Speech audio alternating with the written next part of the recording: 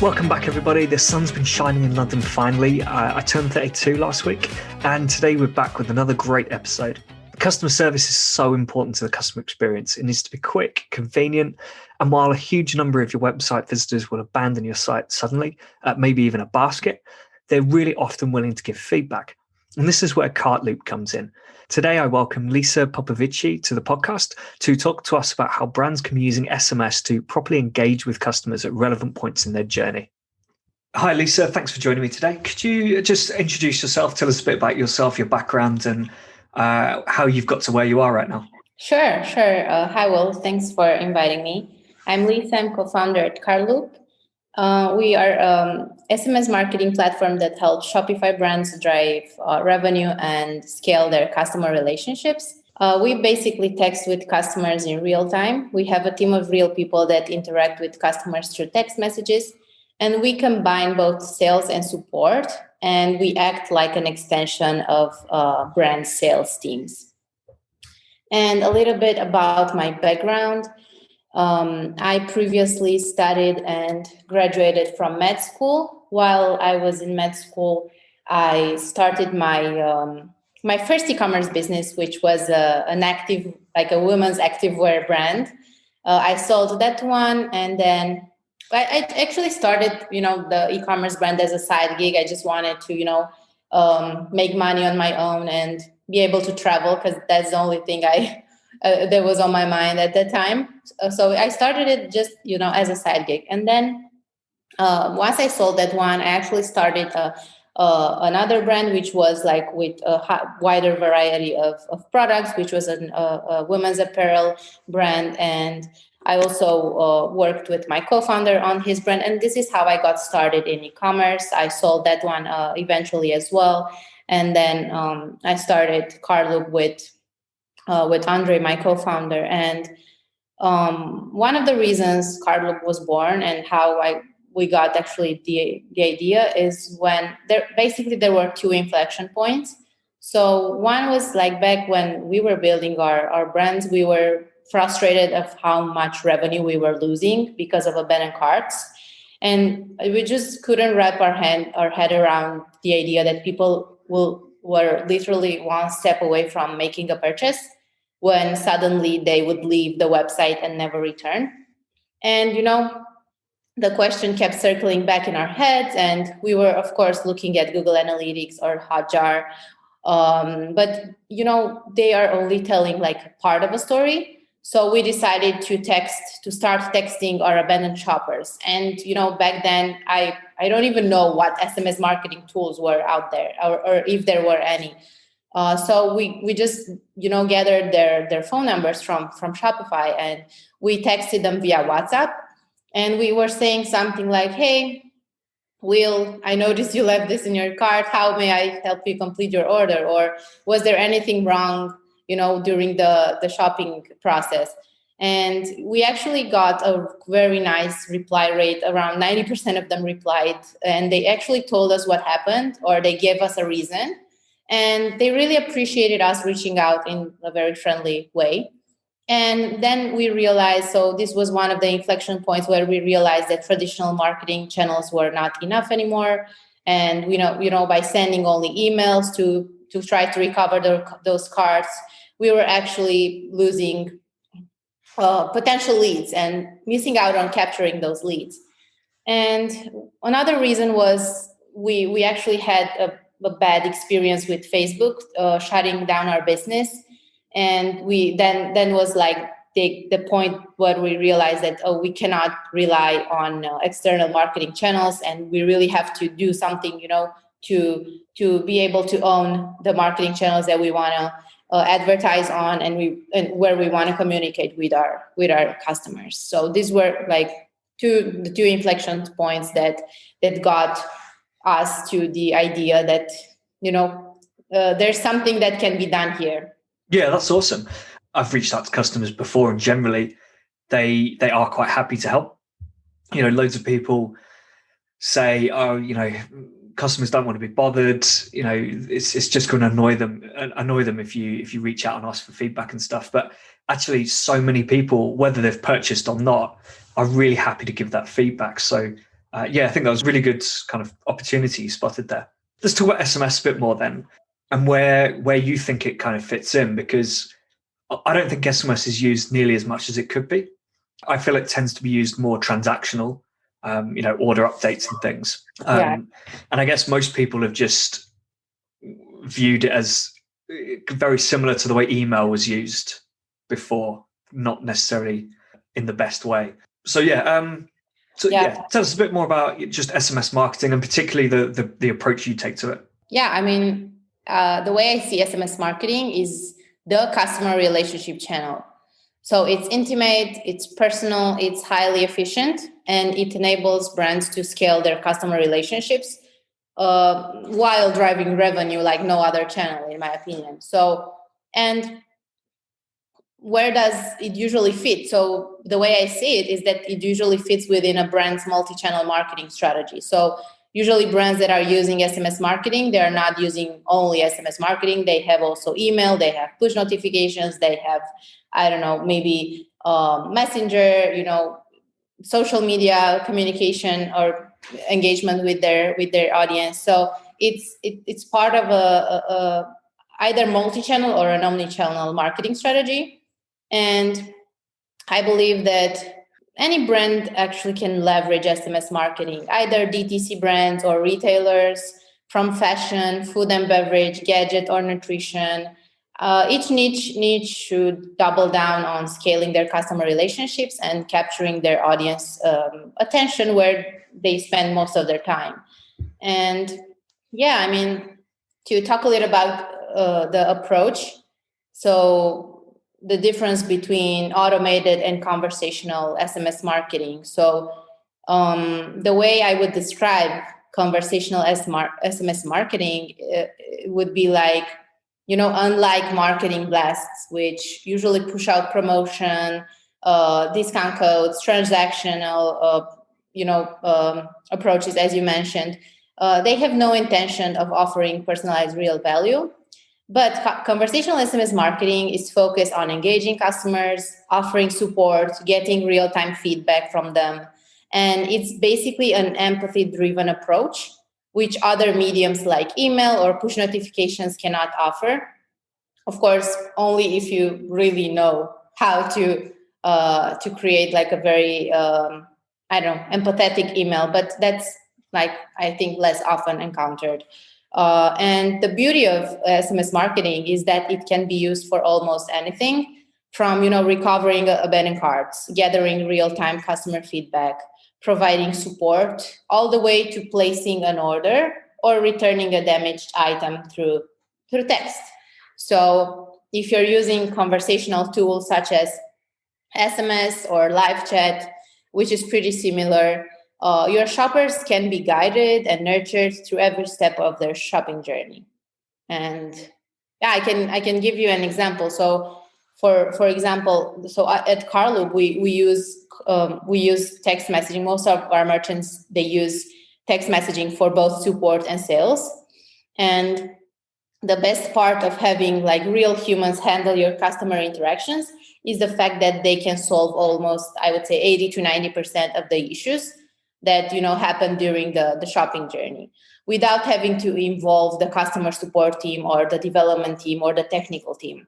So with conversational SMS, you can tackle situations like, when shoppers have technical issues or payment issues, product related information are missing, they have shipping or delivery questions, they need product recommendations, especially if you're a skincare brand, people will have questions.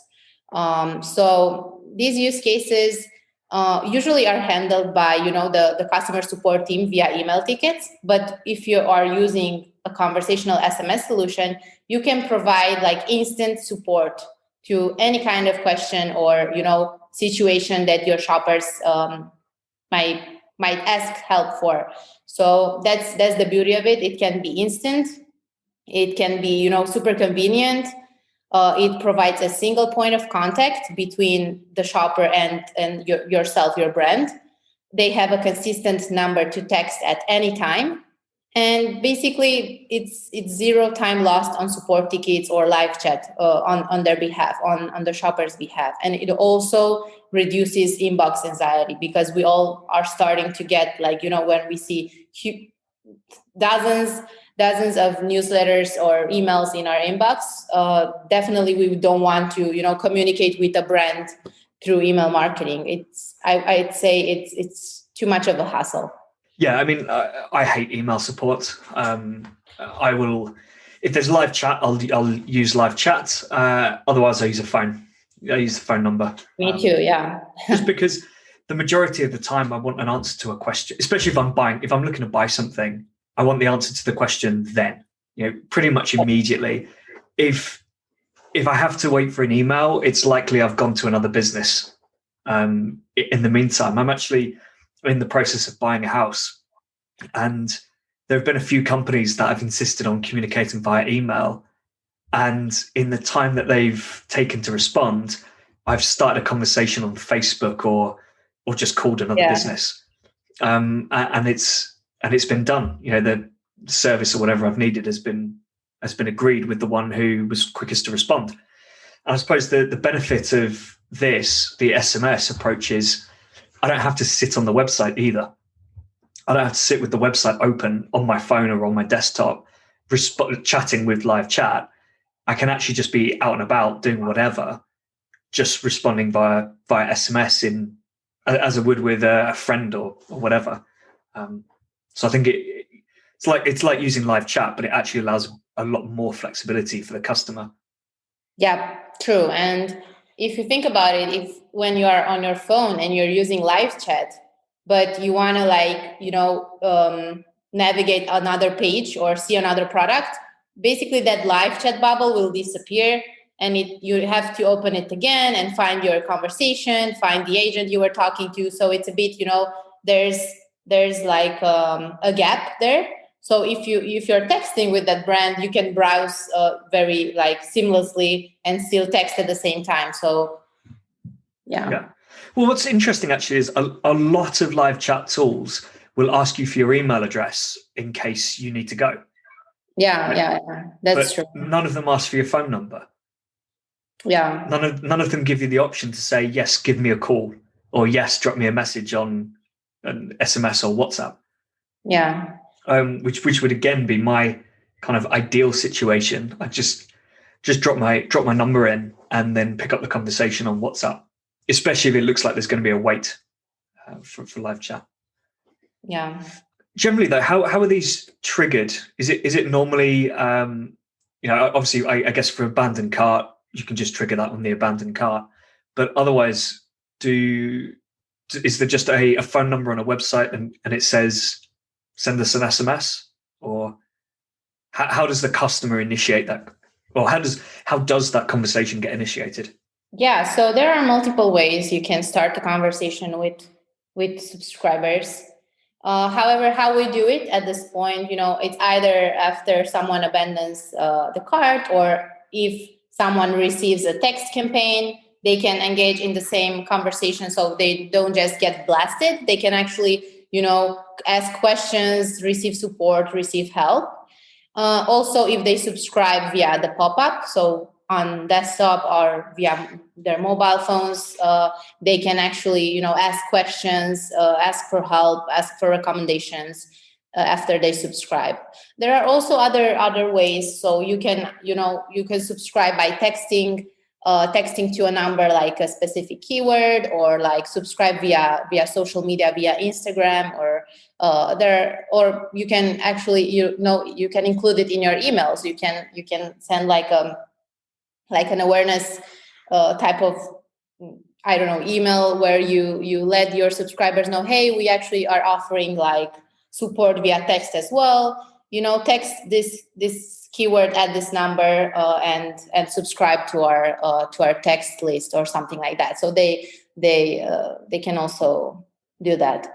Cool. And then I suppose once they've actually subscribed to that, it's just open for the brand to contact them at any point.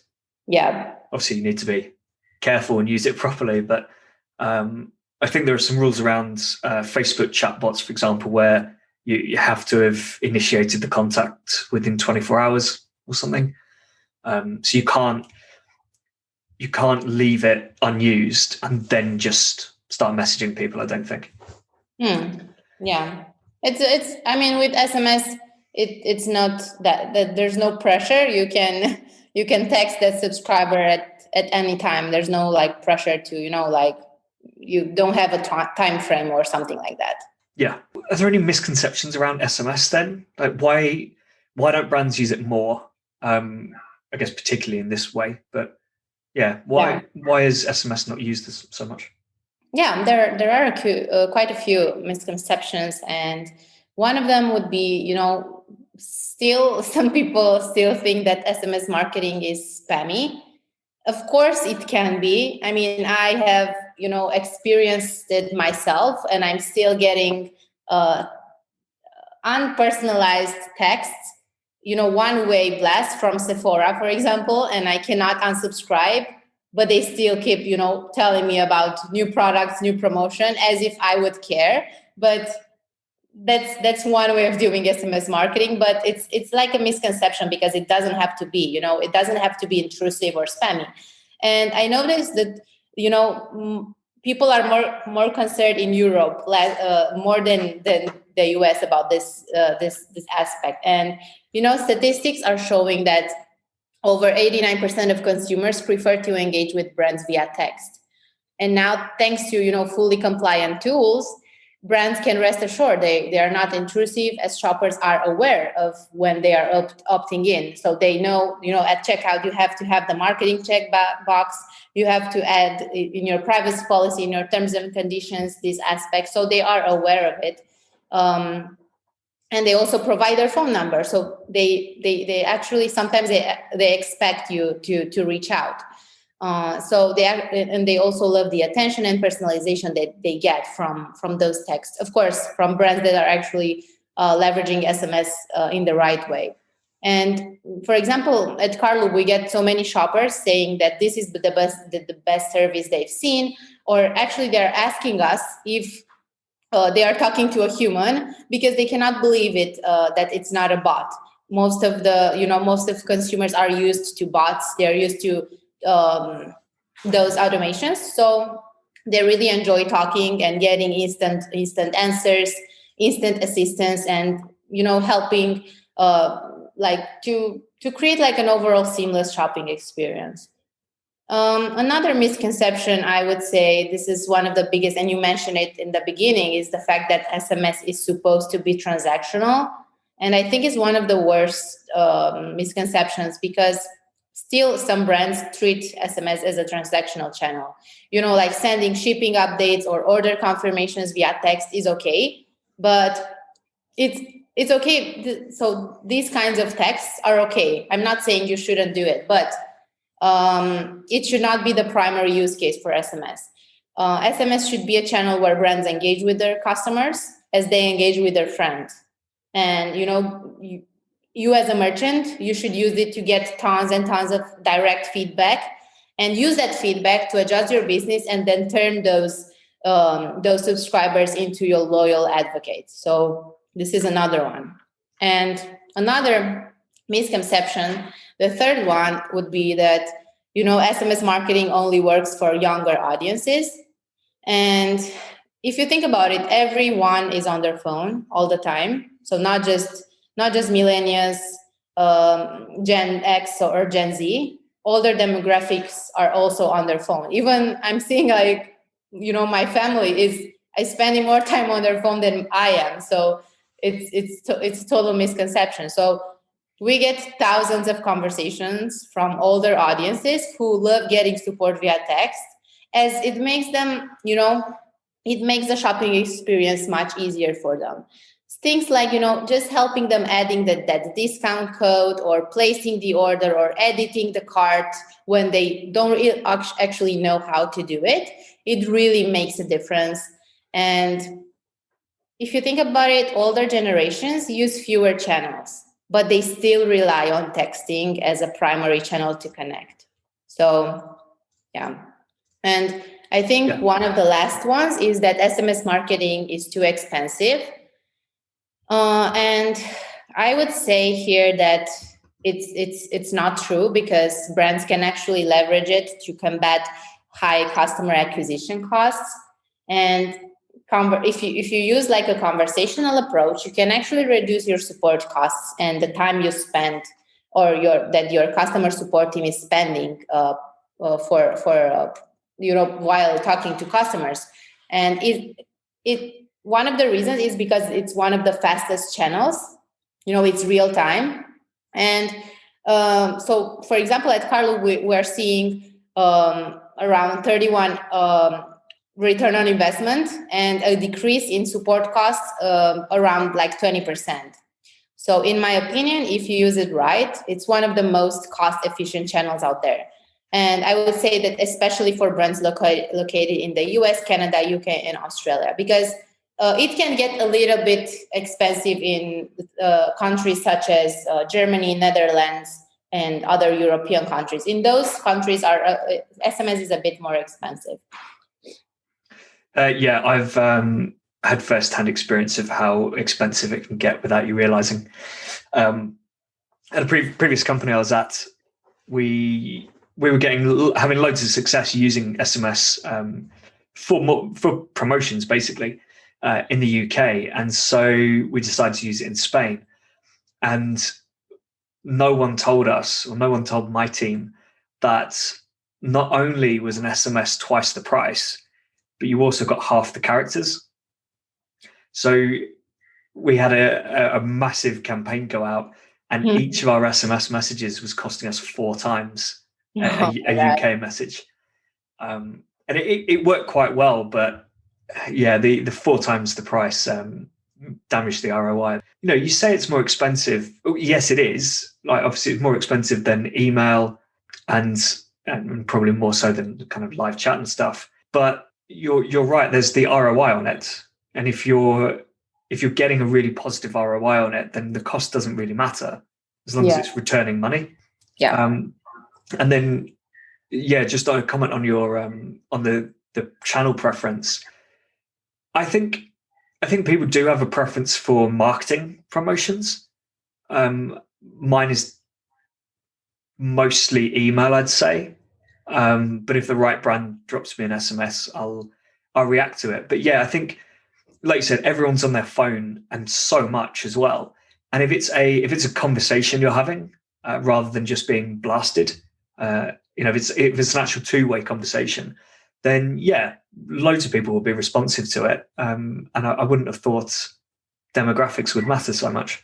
Yeah, and I believe the best way to approach this is, like, when you're using pop-ups or other sign-up forms, you should ask customers, like, where do they want to be contacted? Where do they prefer? So it's either email, text, I don't know what else, WhatsApp. So if you ask them, you can really segment your subscribers list and send them or reach out to them where they prefer. So that would be ideal, in my opinion, because not everyone loves email, not everyone loves SMS or cold calling. So that's what I would do. Yeah, I think calling is probably a little bit much for most people. Yeah. Especially if it was just a promotion. But it'd have to be really high ticket to do that. So maybe it would work for those companies. What can brands do to make SMS successful? Yeah. So I believe SMS marketing is like still at the beginning. There's so much opportunity ahead of us, and the market is fragmented. So this means, brands have quite a few options already. But the question is, how long until they realize they cannot treat SMS like any other channel?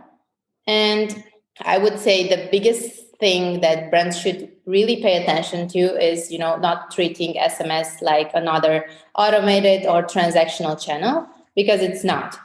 And we know that, customer experience is a key factor in purchase decisions, and that around, I think, 75% of consumers are frustrated when they cannot reply to a text message from a business. But why are most brands blasting their subscribers with the same types of discounts, promos, or time sensitive offers if this is the case? And while there's nothing wrong with that, I mean, your messages should still be a mix of promotions, new releases, educational content, or anything else that you've already got planned for your email or social channels. But you have to keep in mind that SMS is the most intimate channel that opens like a whole new world of possibilities. So you don't have to stick to only, promotions or new releases. You can also like do giveaways, surveys. You can, ask for reviews. You can leverage user-generated content and combine it with SMS or combine it with email. There's so many opportunities. And I think the only thing that you have to keep in mind while you're crafting like a campaign or like, what you're crafting like a flow, it's, always think how can I provide value through this text message? Is this a text message that I would like to receive? Would I reply to this text message?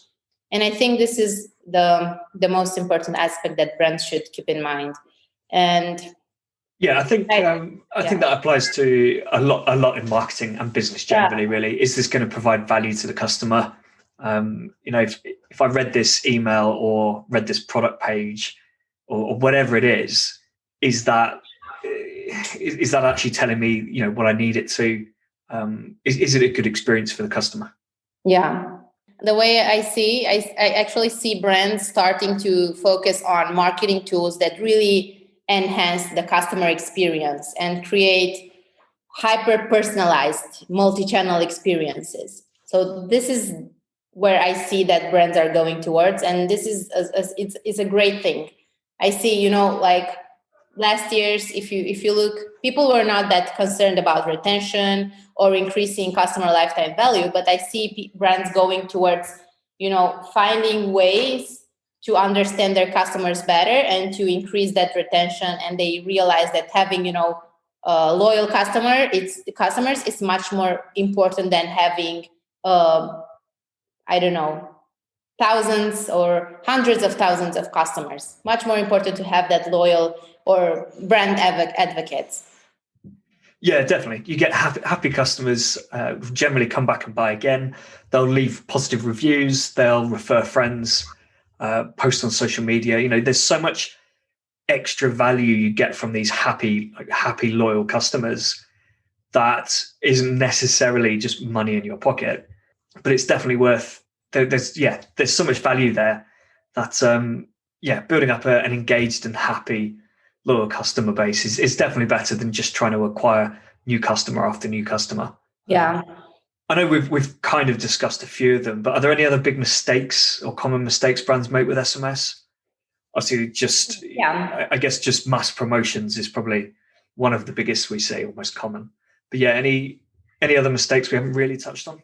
Well, I would say one of them would be sending only, one-way messages and not providing the subscribers the option to get replies if they have questions. Then I would say I see a lot of brands sending texts too often, and the recommended frequency is around 8 marketing messages per month. So let's say two per week. You can send 2 per week, but that content has to be like very targeted, segmented, and valuable. And another thing that I saw is that brands usually don't treat abandoned carts as opportunities to understand their shoppers better. And, to find out who their shoppers really are, what they need, what their expectations are, why they opted in for the emails or text in the first place. They just want to see those cards being recovered as fast as possible. And most brands would push a lot of promotions, discount codes, with no intention of really, finding the real problem. And then, one day, let's say you recover all your abandoned cards. You are super happy. Oh yes, I recovered them. That's great. But then the next day, the abandonment rate is the same or maybe higher. And then you ask yourself, isn't that a sign that something must be off? Isn't that a sign that I'm not offering my shoppers what they actually need or care for. And something must upset all those people that are abandoning, since my abandonment rate has not lowered. So I believe that's the moment, the biggest opportunity for you to reach out at that exact time after they abandon, and simply ask, how can I help? To find the root cause that will help you adjust your business and you really get to know your customer from the inside out. Yeah, definitely, completely agree. I think too many brands, there's just not enough focus on how do we improve, just generally as well. Even with things like email open rates, brands tend to just they look at the numbers and say, right, okay, we'll just test a new subject line. Let's just make something up that we think will do better, but it's almost never based off information that the customers are giving them. If you can get in touch with people and get this feedback, you can find out exactly what wording should go in that subject line to then drive higher open rates. Yeah, true. Do you see any big trends coming up in the way businesses use SMS then, and one-to-one communication really? Yes, definitely. SMS is slowly taking over the entire shopping experience, in my opinion, and I think that the entire web shopping experience will be done through conversational channels very soon, and it's already it's already taking place. And customers today, they want convenience, and they will give their loyalty to the brands that provide it. And brands no longer dictate the terms of communication, however their customers do. So that's where I see this trend going, and I think it's going to really stick. And for the long term. Yeah, I think we'll definitely see more and more SMS used more and more. It'd be interesting to see whether brands start using it to actually sell almost directly through the SMS. So, if you had have your card on your account, for example, and I text a company. Let's think of an example. You do you know what? Definitely be able to buy through text or return items through text, everything at the convenience of your phone. While staying in bed, you can make purchases. And I think a great example actually would be someone like Gusto. So do you know Gusto? Yeah. But like HelloFresh, it's meal delivery service. Meal kits. If you could text them to ask about the menu on a certain week.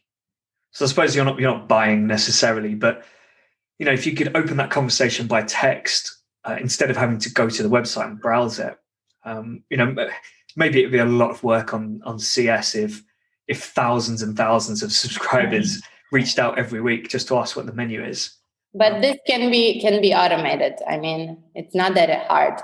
Yeah, I suppose you could actually.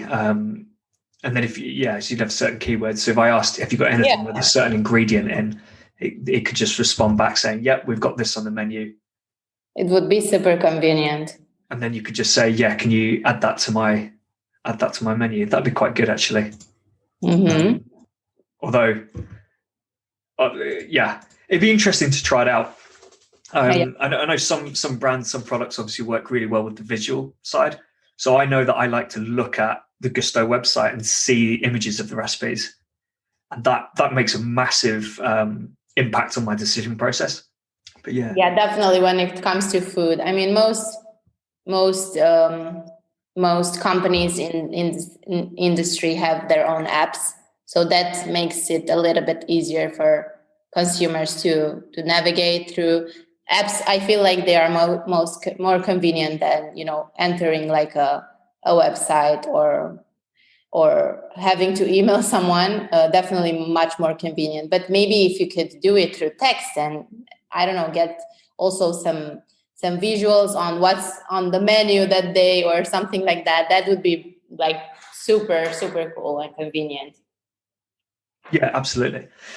So moving on, just before we finish then, do you have any pet peeves when it comes to marketing What annoys you at the moment? Yeah. I actually hate traditional marketing tactics, such as, sending automated LinkedIn connection messages. I actually looked today through my connection requests, and oh my God, I saw so many people that, they use like a message, like an automated message, and they include my emoji because I put intentionally that emoji in my name. And I see it all over the connection request, and I just kept ignore. I just cannot. Of course, I didn't. I didn't run through the entire list because it would take too much time to actually go through all the connection requests. But that's one thing that I definitely hate. Also, I hate cold calling because we were talking. I don't know how other SaaS businesses or big companies pull it off. In some industries, it definitely works.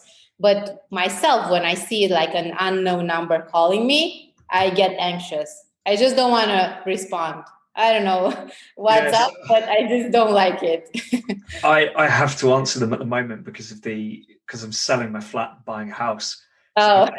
So I do get quite a few phone calls that I need to be responding to. Yeah. But it's so frustrating when it's a salesperson. Oh yeah, and when you think, oh, maybe it's like the delivery guy or the courier that's bringing my package. I have to answer. I have to make sure I'm not missing anything. But then, like, a salesperson catches you, and you cannot like escape, or you are trying to make excuses. Oh no, I'm not interested. Thank you, but no. Yeah, I think just back on the automation, LinkedIn automation. Yeah, so I've seen loads of people using that emoji now. Maybe I should do it just to see how many automated messages I'm getting. Yeah. But actually, what I find slightly worse is what would appear to be an actual bespoke message that they've actually written to me, and it's irrelevant.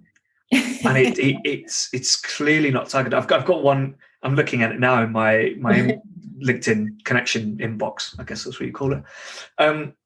Someone said they're looking for a new media buyer for an ecom marketing agency and thought my profile was a good fit. I don't think it mentions media buying on my profile at all, and it's not something I've ever done. So that I think annoys me more than an automated approach, because it just. Yeah. I got some of those recruiting messages. I mean, can't you see that I have my own business? Why would you even write that to me? I mean, definitely some people don't even look, through the LinkedIn profile and analyze it to see, okay, is this like the best person that I should reach out to? Or they're just, doing the things to just check another thing on their to-do list. I think. Yeah, definitely. I think my new pet peeve. Well, it's not a new pet peeve. I've had it for a long time, but it really bothered me today. Was actually, it's a twofold thing. Firstly, emailing someone. This is B2B stuff. Emailing someone on your marketing list with an ebook, or white paper or whatever, a report, and then asking them to fill in a form with their email address in order to get it. Just give me the content. Stop gating content to someone who's on your list. And the second thing related to that is forcing people to use business email addresses. Oh my God, to sign up and claim that content. Because all that's going to happen is I'm going to put my business. Well, sometimes I'll just leave it, but otherwise I'll put my business address in. I'll download the report. I will send that to my other account, my personal account where I keep the stuff, and I'll unsubscribe. Yeah. And so, or you either use like an email address that you are not using anymore, so yeah, you're not checking it. It's not. I guess it's not so bad for in the example where I was already on their list, because which also raises the question of how I'm on their list if they don't accept Hotmail accounts. But I must have done it somehow. But for brands that don't have you you're cutting down the number of people who are going to get on that email list, because either people will just leave it and say, well, I'm not going to do that, or they will unsubscribe immediately and see you lose them immediately. Yeah. So just finally, do you think there's any particular aspect of marketing which is really underrated at the moment, except SMS, obviously? I would say customer support. Maybe some people would say that it's not part of marketing, but I believe it is. It can really become a revenue channel similar to SMS or email.